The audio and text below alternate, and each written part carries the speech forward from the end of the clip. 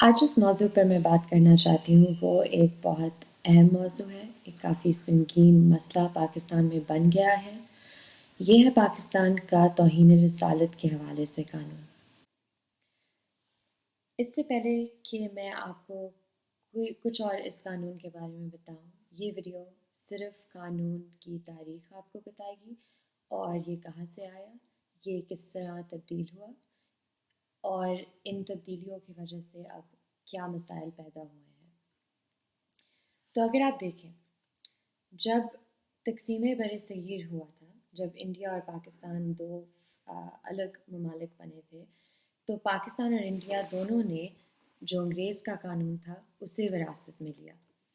اسی طرح پاکستان اور انڈیا نے باب 15 چیپٹر 15 انڈین پینل کوڈ کا وراثت میں لیا۔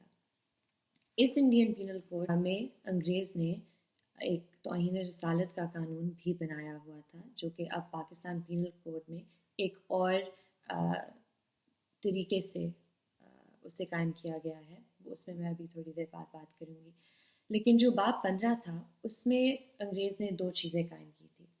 پہلے کہ کسی بھی مذاہب کی توہین کرنا ایک جرم ہے، اور دوسرا جو کہ بہت اہم ہے اور جو کہ ہر کرمنل افینس یا ہر جرم کے خلاف کسی بھی قسم کی قانونی کارروائی کرنے کے لیے آپ کو نیت کی ضرورت ہوتی ہے، بدنیتی کی، انٹینٹ ریکوائرمنٹ، جسے ہم انگریزی قانون میں کہتے ہیں مینز رے، بدنیتی۔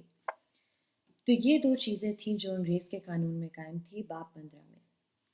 اب اگر ہم تھوڑا آگے چلیں تو آپ دیکھیں گے کہ جب تقسیم بر صغیر ہوا تو پاکستان میں یہی قانون چلتا آیا توہین رسالت کے حوالے سے، لیکن پھر جنرل ضیاء الحق جب حکومت میں آئے، جو کہ خود ایک آئین کی خلاف ورزی تھی، انہوں نے فیصلہ کیا کہ کیونکہ پاکستان ہم ایک کافی جذباتی قوم ہے، کافی جذباتی معاشرہ ہے، انہوں نے فیصلہ کیا کہ وہ ان جذبات کا فائدہ اٹھائے گا، خاص کر مذہب کے حوالے سے۔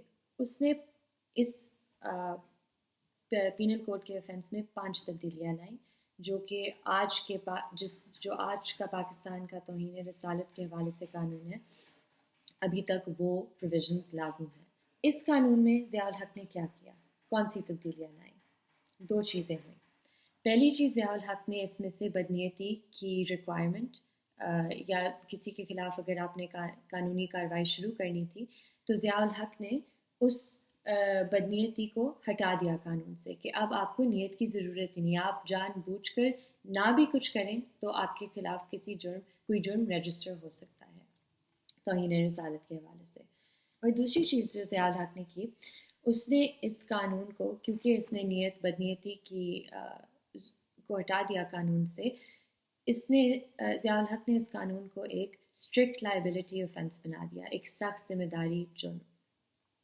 اس کا مطلب ہے کہ اب پاکستان میں ذمہ داری کا جو دائرہ ہے اس قانون کے تحت، اس میں اور بھی اضافہ کر دیا۔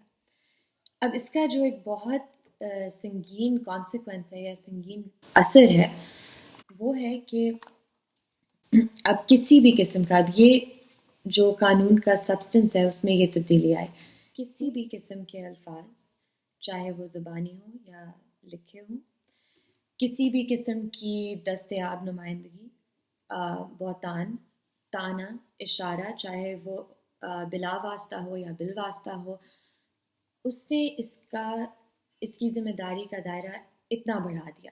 پاکستان میں یہ صورتحال بنا دی کہ اگر آپ کسی کے ساتھ اختلاف کرتے ہیں، آپ انہیں پسند نہیں کرتے، آپ کا کوئی ذاتی ان سے مسئلہ ہے، آپ ان پر انہیں توہین رسالت کے جرم کے اندر ان کی زندگی خطرے میں ڈال سکتے ہیں۔ یہ ایک بہت خوفناک صورتحال ہے۔ آج کے لیے میں صرف اتنا بتانا چاہتی ہوں کہ یہ اس کا بیک گراؤنڈ ہے، اس کی تاریخ ہے، اس طرح یہ قانون بدلا گیا۔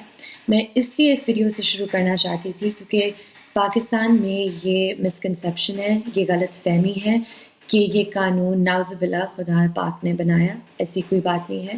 یہ قانون پہلے ہم نے انگریز سے وراثت میں لیا، پھر ضیاء الحق جو کہ ایک ملٹری ڈکٹیٹر تھا، ایک جنرل تھا، جس کا حکومت میں آنا ہی آئین کے خلاف ورزی تھا، اس سے پھر ہم نے اپنا کرنٹ جو پینل کوڈ ہے وہ قائم کیا. تو اگر اس ویڈیو کا مقصد ہے یہ دکھانا کہ یہ ایک آدمی کا قانون ہے، یہ ایک آدمی نے قانون بنایا تھا، پہلے انگریز نے اور پھر ضیاء الحق نے، یہ ایک اسلامی قانون نہیں ہے. اسلام میں کسی کو اجازت نہیں ہے جان کو خطرے میں ڈالنے کی، کسی بے گناہ کی جان لینے کی، کسی پر غلط الزام لگانے کی، اور کسی کو ثبوت کے بغیر ان کی زندگی کو خطرے میں ڈالنا. اگر کوئی بھی آپ کو یہ بتانے کی کوشش کرے، آپ کے مذہبی جو جذبات ہیں ان کا فائدہ اٹھانے کی کوشش کرے، آپ کو بھی پتہ ہونا چاہیے کہ یہ قانون ایک انسان نے بنایا. اس میں آپ کو اب پتہ ہے کہ کس طرح تبدیلیاں لائے گی معاشرے کو کنٹرول کرنے کے لیے، معاشرے میں خوف پیدا کرنے کے لیے، کیونکہ ظاہری سی بات ہے جنرل ضیاء الحق ایک ڈکٹیٹر تھے، وہ آئین کے خلاف حکومت میں آئے تھے. تو آگے جو میں ویڈیوز کروں گی ان میں آپ کو تھوڑا سا قانون کا جو سبسٹنس ہے وہ بھی بتاؤں گی، اور میں آگے آپ کو کیسز بتاؤں گی جن سے آپ کو نظر آئے گا کس طرح یہ قانون کیوں اتنا خطرناک ہے، کیا اس میں مسائل ہیں، اور ہم ان مسائل کا کیا حل ڈھونڈ سکتے ہیں، اور کیا حل ہم قائم کر سکتے ہیں اپنے قانون میں، ہم کیا تبدیلیاں لا سکتے ہیں. تو بہت شکریہ کہ آپ نے یہ ویڈیو دیکھی. اگر آپ کے کوئی کامنٹس ہیں، فیڈ بیک ہے، پلیز آپ کامنٹ کر کے مجھے بتائیں. میں ضرور پڑھوں گی اور میں کوشش بھی کروں گی کہ میں اسے انکارپوریٹ کروں اپنی نیکسٹ ویڈیو میں. Thank you.